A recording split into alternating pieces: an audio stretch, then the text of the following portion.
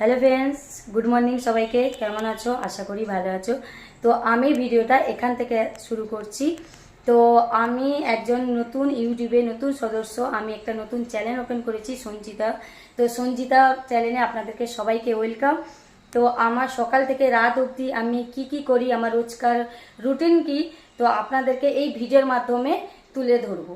তো চলো, আজকের আমি কি করছি, আজকের সারাদিনের রুটিন আপনাদেরকে আমি দেখাবো। তো চলুন দেখুন, আমি রোজ সকালবেলায় গরম জল খাই, তো একটু লেবু দিয়ে, তো সেটা এখন আমি খাবো।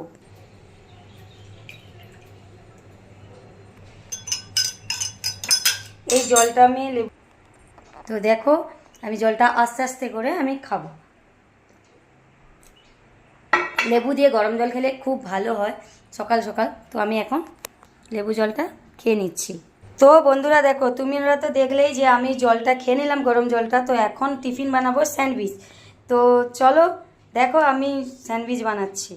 তো দেখো বন্ধুরা, আপনাদেরকে তখন দেখালাম, দেখো এই কাটা হয়ে গেছে। অনেকে অনেক কিছু দিয়ে স্যান্ডউইচ বানায়, তো আমার হাতের কাছে যা যা অ্যাভেলেবেল ছিল আমি তাই দিয়েই বানাচ্ছি। চলো বানিয়ে নিয়ে দেখা হচ্ছে। দেখুন, স্যান্ডউইচ মেকার ছাড়াও এইভাবে আপনারা স্যান্ডউইচ বানিয়ে নিতে পারবেন। দেখো ফ্রেন্ডস, স্যান্ডউইচ পুরো রেডি। তো চলো খাওয়া যাক। খাওয়ার পরে পরে আসছি আবার রান্নার সময়। চলো খেয়ে আমি আপনাদেরকে বলছি কেমন হয়েছে।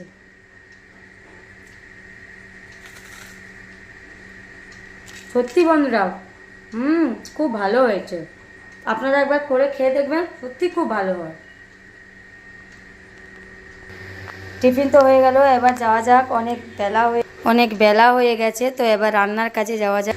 দুপুরের মেনুতে আজকের আছে এই বেগুন, উচ্ছে, কুঁদরি আর একটা আলু দিয়ে মিক্স ভেজিটেবল মতন বানানো হবে, আর একটা আলু সেদ্ধ করব, আর একটু ডাল হবে। বাস এই আছে দুপুরের আজকের মেনু।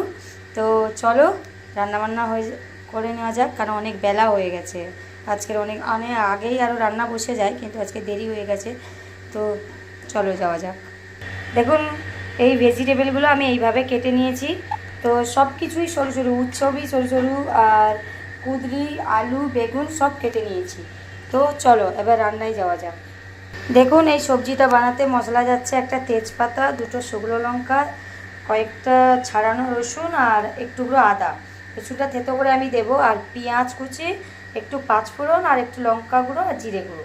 ঠিক আছে, এই যে জিরে গুঁড়ো আর এটা লঙ্কা গুঁড়ো। তো এই কটাই জিনিস মোটামুটি যাবে। তো চলো রান্না করা যাক। গ্যাস আমি জ্বালিয়ে দিয়েছি, কড়াই অলরেডি বসিয়ে দিয়েছি। তো রান্নাটা করে নিই, পরে আবার আসছি।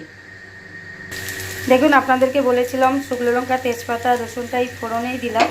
দিয়ে রসুনটা একটু এইরকম করে আমি একটু নাড়িয়ে নিলাম, যাতে রসুনটা আগে দিলে রসুনটা যত ভাজবে তাহলে রসুনের যে একটা কাঁচা স্মেল থাকে সেটা থাকবে না। তারপরে দেখুন এই পাঁচফোড়ন দিলাম। ঠিক আছে, পাঁচফোড়ন দিয়ে এবার এইগুলোকে একটুখানি ভেজে নিতে হবে তেলের মধ্যে। ঠিক আছে, তেলের মধ্যে ভেজে নিয়ে তারপরে আমি যেই পেঁয়াজ কুচিটা রেখেছিলাম, পেঁয়াজ কুচিটা দিয়ে দেবো।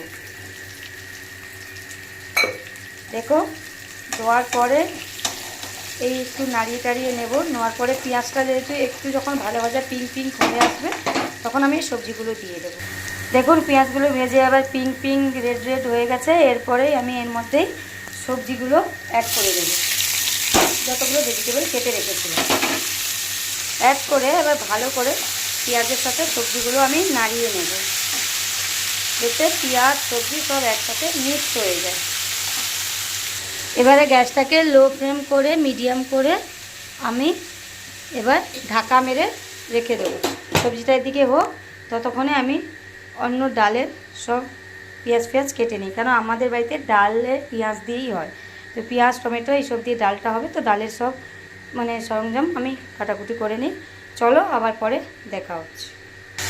দেখুন, সবজিটা কিন্তু এই রকম যখন হয়ে আসবে তখনই কিন্তু আমি ঢাকা মেরে দিয়েছিলাম, আপনারা দেখেছিলেন। তো এই রকম যখন হয়ে আসবে তখনই সবজিটার মধ্যে একটু হলুদ, সামান্য হলুদ, বেশি না, একদম যেহেতু ভেজিটেবল বেশি হলুদ হলুদ স্মেল দেবে।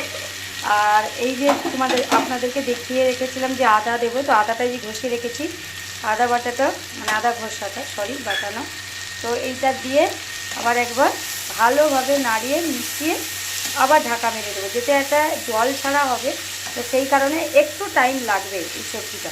তো চলো আবার আপনাকে পরে দেখাচ্ছি। দেখো আমি মশলাগুলো দিয়ে দিয়েছি, তখন আপনাদেরকে দেখানো হয়নি।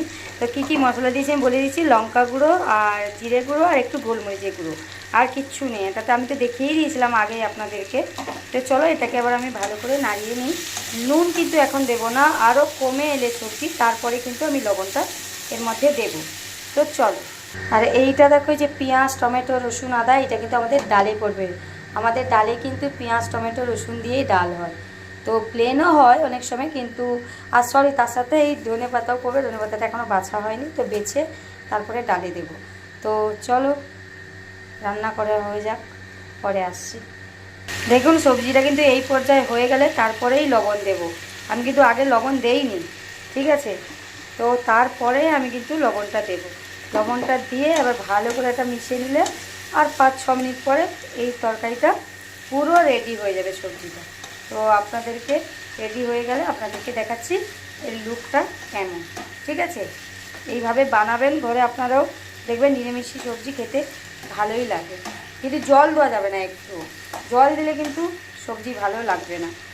তো চলো দেখুন এবার সবজিটা পুরো রেডি হয়ে গেছে। এবার সবজিটাকে আমি নামিয়ে নেব, পুরো রেডি, আর এটাতে কিছু হবে না, ঠিক আছে? এইভাবে আপনারা বানিয়ে দেবেন, দেখুন কত সুন্দর দেখতে হয়েছে।